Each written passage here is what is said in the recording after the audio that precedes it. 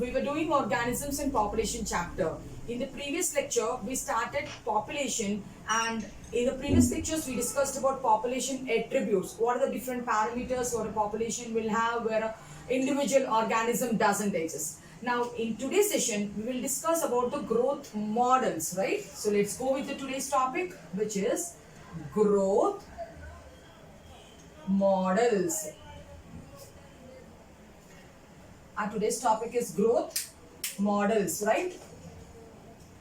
There are two types of growth models. One is exponential growth model and the second one is logistic growth model. We'll go one by one in detail. So let us start. What is exponential growth model? How can we represent it? So what is the formula for that? Let's go. We will go with the first model, which is called exponential model, growth model. So we can understand what is exponential. To the power they are multiplying. So for growth to happen, resources should be there, right? So now resource availability is essential for unimpeded or uninterrupted growth of a population. What is the thing which is responsible, which is required for the population to grow means resource availability. So let us write that resource availability. Resource availability is essential for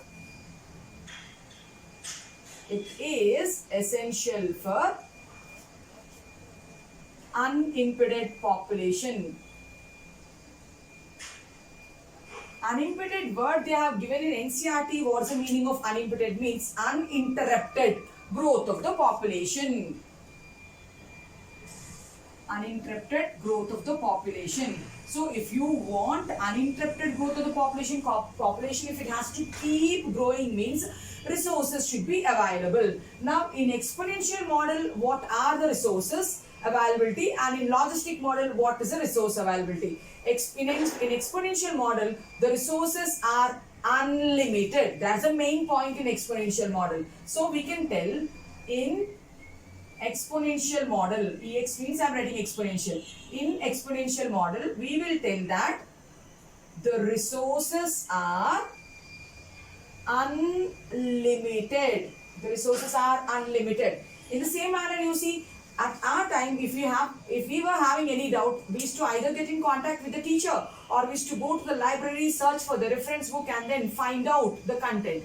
But for you, since you are having too much access to the internet, so you can browse and see, you can see like which information is relevant to you, and then you can fix and you can explore it, you can study it. In the same manner, that means your resources are unlimited, but at our time, we are only limited resources. So in exponential growth, we are telling that the resources are unlimited. Come on, think and tell me. In nature, the resources will be unlimited for any habitat. Let it be an aquatic habitat or terrestrial habitat. I don't think so. So the resource availability is limited only. That means exponential growth model, what we are discussing, is not possible under natural conditions. Means it is possible only under artificial conditions or lab conditions, we can tell. So in exponential model, we are telling the resources are unlimited. So naturally it is not possible then. Naturally it is not possible then. But it can be possible under laboratory conditions. It can be possible under lab conditions. Let us take an example. I'll explain you with an example. So take a bacterial culture. Take a bacterial culture. So we are growing it in a petri dish having nutrient agar medium. We are growing it in a petri dish having nutrient agar medium. So you place the nutrient agar medium and here you drop the cultures are growing. So after some time, when you are thinking that the nutrients will get exhausted, you can pick the colonies and you can transfer it to into fresh petri dish, or you can transfer it into a conical flask where the medium is also there.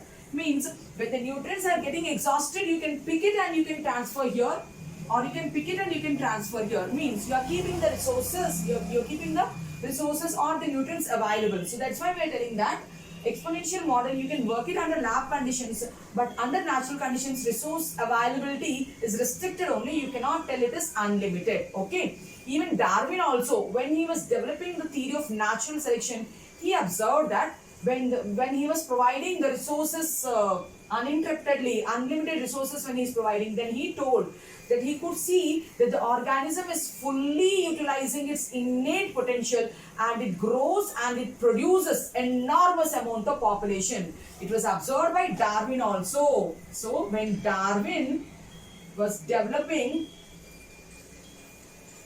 the theory of natural selection, when Darwin was developing the theory of the selection, he observed that under unlimited resources,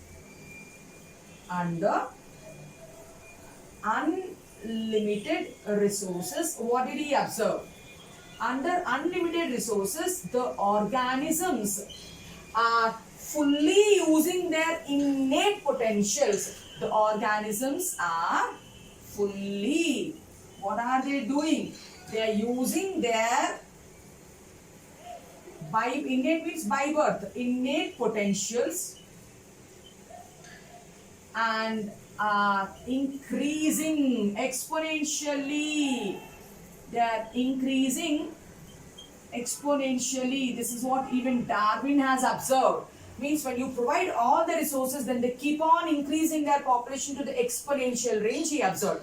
Now, if we have to symbolize it in the form of a formula, how can we give a formula for an exponential growth? So the formula goes like dn by dt is equal to b minus d into n. So d is that parameter, distance parameter, right? So change in density for this change in temperature will be, B is a per capita birth rate, D is per capita death rate, and this is initial density. Initial density is N, and the change in density after change in time t, dn by dt is equal to per capita birth rate minus per capita death rate into the initial density, or B minus D, we can also write it as a constant called Rn. Now here I wrote a constant called R. So we should understand what is R. R represents the intrinsic rate of natural increase. R is a constant which represents the intrinsic rate of natural increase. That's what Darwin has observed.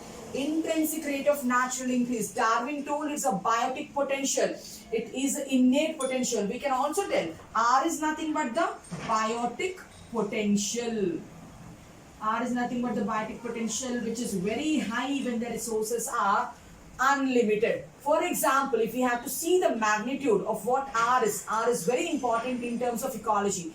If we have to see what is R is, in the NCERT textbook, they have given some values of the R. For example, they have given the value of a Norway rat, they have given the value of the floor beetle, and they have given the R value of human population. Let us see those values. So, we started our class today with the growth models, and we were discussing there are two growth models. One is exponential growth model, the other one is logistic growth model. So, exponential growth model, the name itself tells like there is an exponential increase in the population size. When it will be possible? It will be possible only when resources are there.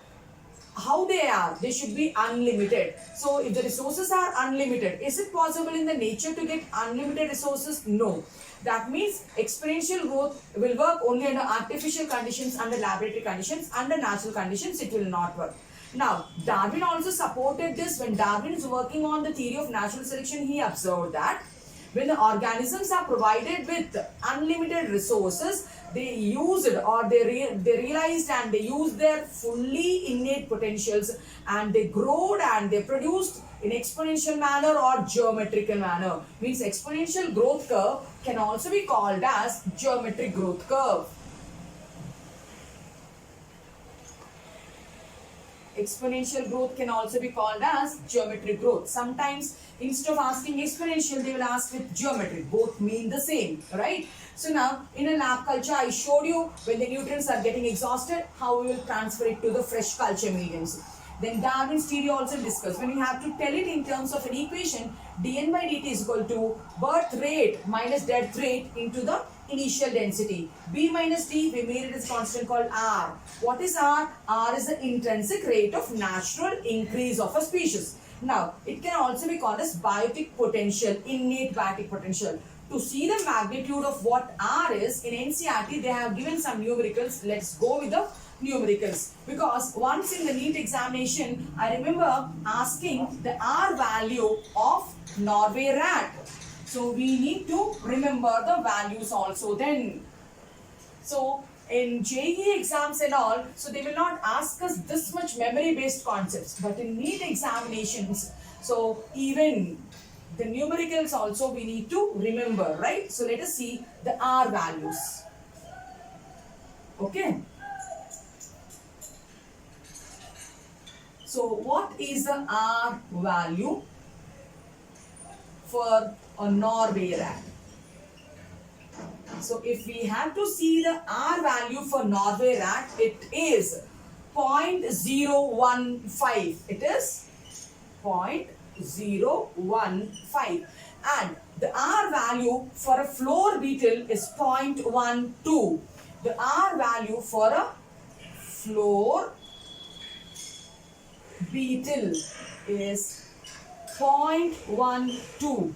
And the R value of human population, the R value of human population 1981. The R value of human population at 1981 is how much? That they have given in NCERT, and they asked us to find the R value at 2001 also, at 2011 also. So we will list down that also. The R value of human population at 1981, what they have given in NCERT is 0.0205. It is 0.0205.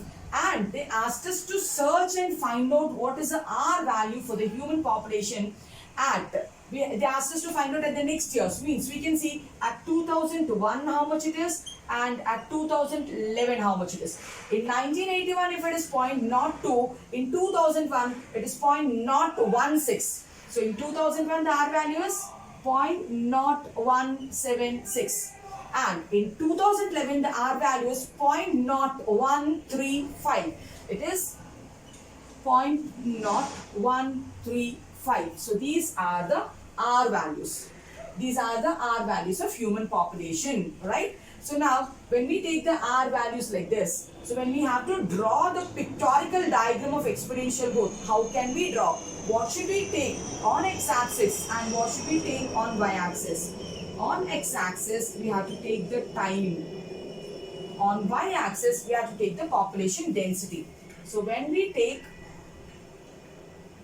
population density here, that is n.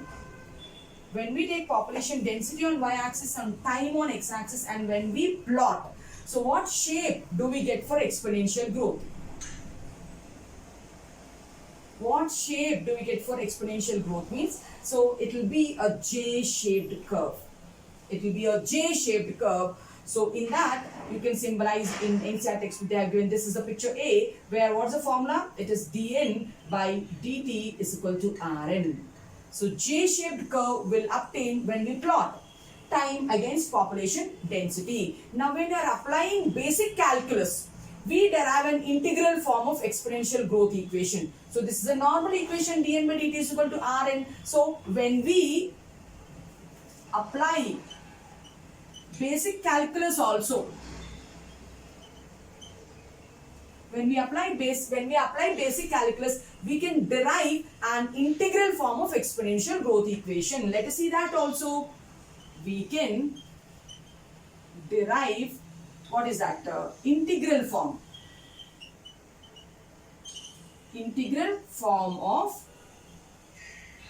exponential growth. Now, what is the basic calculus equation? How can we represent the basic calculus equation? It is NT is equal to, it is NT is equal to N naught E power RT. What is NT? Density at time T. What is N naught? Initial density. And what is E? E is base logarithm, natural base logarithm.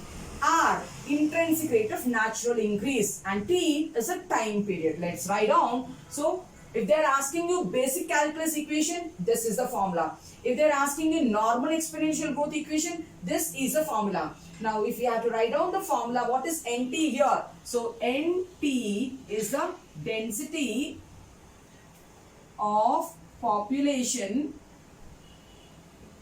at time T it is. Now, then what is N naught? N naught refers to the density of initial population.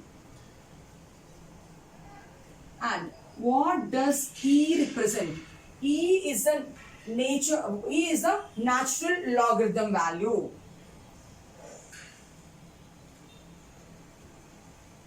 What does R represents? R is a biotic potential of R. It is also an intrinsic rate of natural increase. I am writing it as intrinsic rate of natural increase. And what is T? T is the time period. So we can represent exponential growth in two forms. The normal formula, dn by dt is equal to b minus d into n. Or b minus d, we made it as a constant called Rn. So we can represent in the basic calculus form also. We can derive an integral equation, that is nt is equal to n naught power e power rt. So this is a value. And what shape we get? We get a J-shaped curve. We get a J-shaped curve. So how do you get a J-shaped curve? What are you plotting on x-axis? Time we are plotting on x-axis. What are you plotting on y-axis? Population density we are plotting on y-axis. What are the R values? The R value of normal rat is 0.015. What is the R value of floor beetle? It is 0.12. What is the R value of human population? Is 1981. It is 0.02. At 2001, 0.017. 2011, it's 0.013. Okay. So this is about exponential growth. And if the resources are unlimited, even for a slowly reproducing animal like elephant also, which the generation time of elephant is 2 years. So in human, the generation time is 9 months. When the mother carries a fetus for 9 months. So after delivery, the young one will come out. In the same manner, what is the generation time of elephant? It is 2 years. Even for a slow reproducing animal like elephant, if the resources are unlimited and if there are no checks, even it can increase its population enormously. Even it can increase its population enormously. To tell you pictorially or dramatically what is exponential growth, NCRT has made an innovative idea of talking about a story. They are telling that a king and a minister decided to play a chess. So when they have decided to play chess, then what is a bet? For what are they playing for? So king is very confident about the chess, like he is going to win, and he asked minister, so what do you want? Then minister very humbly, he told like, I don't want much. So if I win the chess board competition, then 64 squares are there in a chess board. Now in one square, first square, you keep one grain, wheat grain, and when you come to the second square, so go it exponentially, multiply it, so you go with 2. Then in the third square, 2 power 2 will become 4. In the fourth square, 4 power 4 will become 16. In the fifth square, then 16 to 16, like that he asked to increase it exponentially. So then the king thought, what is such a silly thing he asked, and he did not know the magnitude of this exponential growth, and he told like, yeah, done. So after that, unfortunately, the king did not win the chessboard and the minister won the chessboard. So when the king want to give the number of rice grains, he thought it will be little only. But when he started really doing it, when he come to the 64 square, how much enormously it has increased means too high. So this is what is an example, so which can better explain us dramatically what is exponential growth and what is its magnitude. So I think we understood clearly about exponential growth. Exponential growth is also called as geometric growth. Darwin also supported it. This is the shape, this is a normal formula, this is a basic calculus integral equation, and these are the R values. Now I think we can go to the second growth curve, which is called logistic growth curve, right? Now let's work out with the second growth curve also. But I told exponential growth curve will not work under normal conditions because resources are not limited, right? Resources are not unlimited, they are limited. Now, when we work about the second one, which I told is called as logistic growth curve. Let us talk about that. Logistic growth model.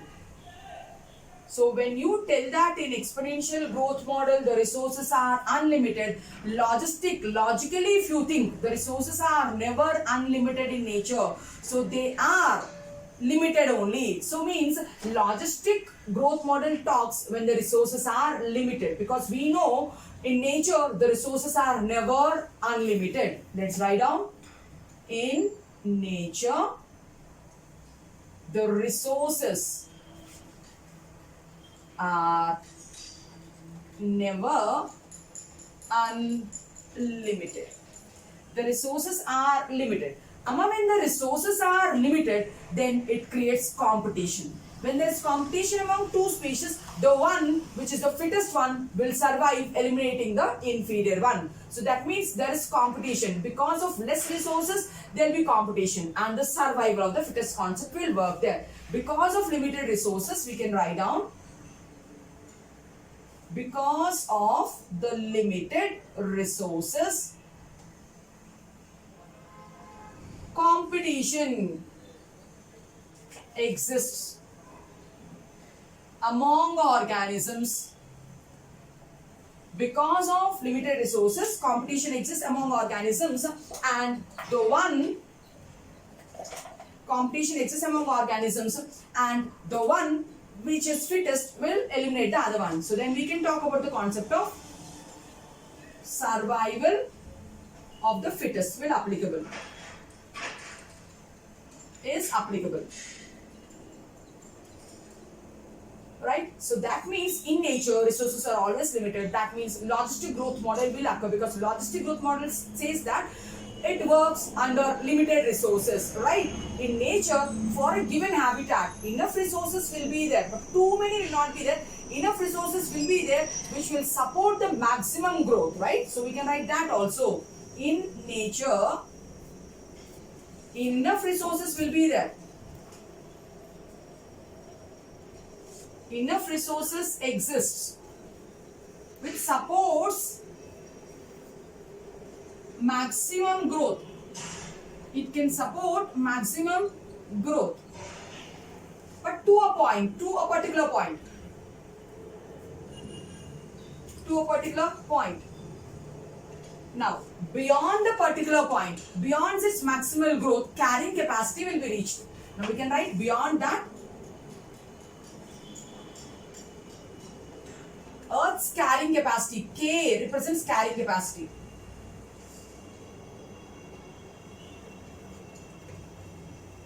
So carrying capacity will be reached. Now come on, I want to explain you what is carrying capacity in little more detailed manner. Now if you give me one book, I can hold it, arams I can hold it. If you give me the second book, yeah I can. Third book, yeah I can. Thinking that like madam is holding, and if you are giving me these many books, so my capacity will cross, then the books will fall down. In the same manner, Earth also has a carrying capacity. Ecosystem also has a carrying capacity.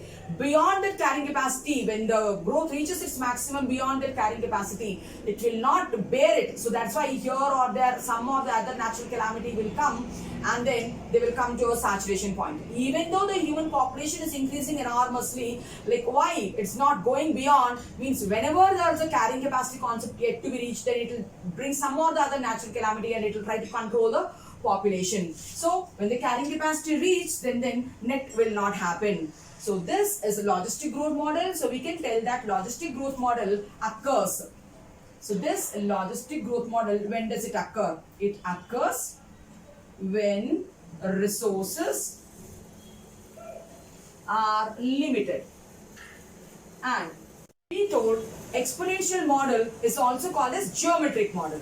In the same manner, logistic growth model is also called as Verhulst Perl logistic model. So what is it also called as? It is also called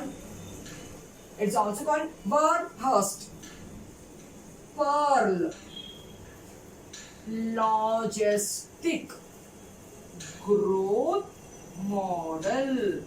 Now, if we have to give an equation for the logistic growth model, what is an equation? It goes with the similar type, dN by dt is equal to, but now we are keeping the carrying capacity also. Normal equation is dN by dt is equal to Rn, right? So we'll write that dN by dt is equal to Rn, but new concept came, that is carrying capacity. So we'll keep K minus N by K also. Carrying capacity into the natural density by carrying capacity. This is a equation of logistic growth which appeared in the NEET previous paper. In the NEET previous paper questions, they asked what is the formula for logistic growth model. The formula is dN by dt is equal to Rn K minus N by K, and I told already what is K. K is new, rest all we know. K is a carrying capacity. K is a carrying capacity, and this is more realistic model, we can tell. So this is more realistic model. And so when we plot time on x-axis and population density on y-axis, what is the shape we get for logistic growth model? So take population density on y-axis and on x-axis take the time. So initially when we take a population, we bring it to a new habitat, so its growth will slow down there. The initial, it will slow down.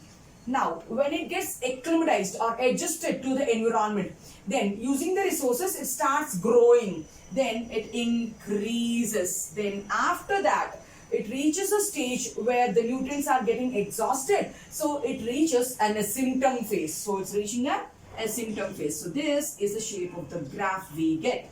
So sigmoidal graph it is. For logistic, sigmoidal curve, and for exponential, J-shaped curve. For exponential also, if we have to write side by side so that we can compare, for exponential it is like this, and exponential formula will be dN by dt is equal to Rn.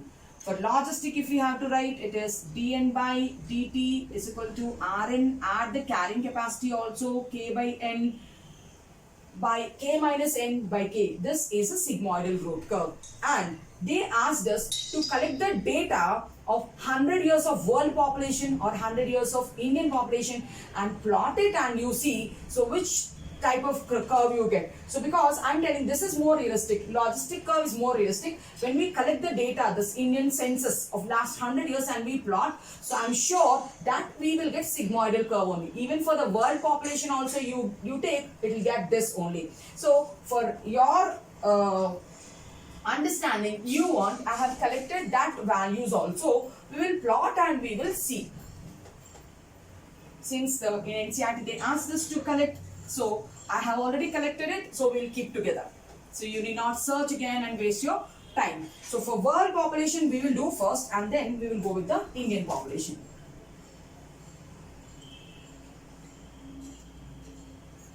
When we have to check for world population, in 1950 how much it is, in 1975 how much it is, in 2000 how much it is, we need to check. In 1950 it is 2.8 billion world population.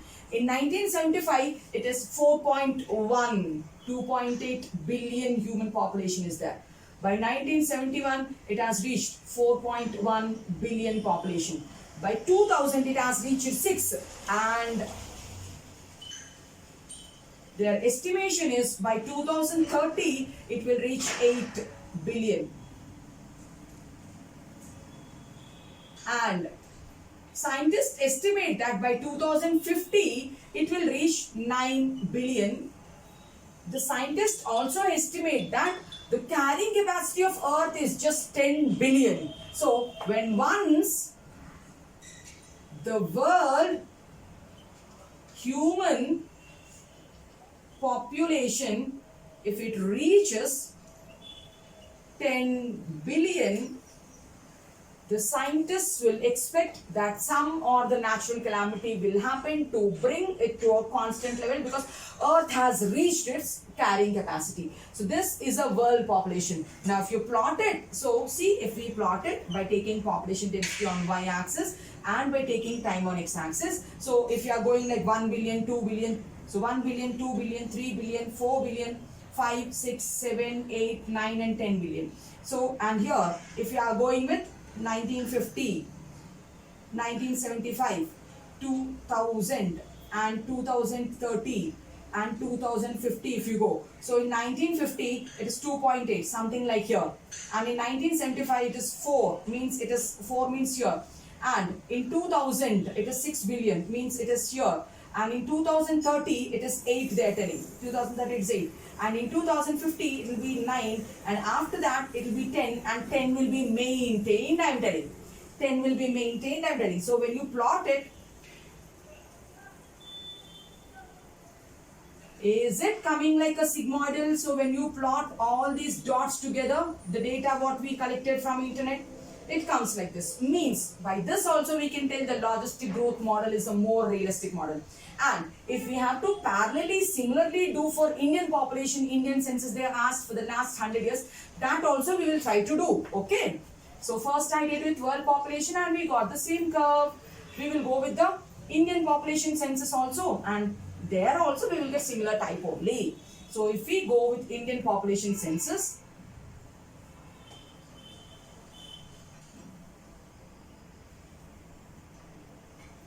all these numerical data you need not worry, you need not remember. So if we start from 1911 onwards, 1921, 1931, 1941, 900 years they asked, right? So census will be calculated for every 10 years. So 1961, 71, 1981, 1991, 2001 and 2011 census if we see. So these are the 100-year census if you see. In 2011 it is 1210 million. In 2011 it is 1210 million. And in 2001 it is 28 million. And here to 1991 it is 848 million. So as we go up it will decrease 848 million. Then here it will be 643 million. Right? As if you are coming from the top it will increase. If you are going from the bottom 643, then next 548 million, something like 436 million. Then if you have to go with 1951 statistics, it is 361 million. 41 it is 318 million. Now again if you have to see with 2031 it is 278 million. 251 million. If you have to start from 1911 it is 238 million. So this is our Indian population in the last 100 years. 20, 30, 40, 50, 60, 70, 80, 90, 100, yeah, 110 years we collected. Now it's keeping on growing. 238 became 251, 251 became 278, then 318, 361, 436, 548, 643, 844, 2000, 1028 and 1210. It kept on increasing. So it's again a proof if you plot it. So by taking population density we should take here, and time period we should take here. So time period we can go with 1911, 1921, 1931, 1941, 1951, 1961, 1971, 1981, 1991. If you go 1911 it is 200, means it is 1, 2, 3 like that we have to go, right? So in 1911 it is 2.3, something like it is 2.3 means here we go. Then it is 2.5 means little bit more. In 1931 it is 3 means here it is 3 like that. And next it is 3.6, so just go above 3.6. 1964 it is, means here is 4. Then 5 it is 5. Then it is 6. Then it is 8. Then it is 1 and again it is 1, so it is reaching. Means again if you see by plotting all these things you are getting again sigmoidal curve only. you're getting again sigmoidal curve only. So this is the statistics what we got, what we collected from the internet resources, right? So in today's class, what we discussed is the growth models. One growth model is an exponential model which works under laboratory conditions. The other one is a geometric model which works under realistic conditions. So this is a preferable one. This is the one which happens in the nature. This is the one which is realistic. So this is the one we collected for the Indian population and the world population also. Now in the next lecture, we will see quickly the differences between logistic growth curve and exponential growth curve, and we will see variations also. Before starting population interactions, there are 6 types of population interactions that we can see in the next class. Okay, so hope you understood the content and the lectures. If you like the content, like, share and subscribe to my channel. So my channel is Prasanna Lakshmi Tutorials. Thank you.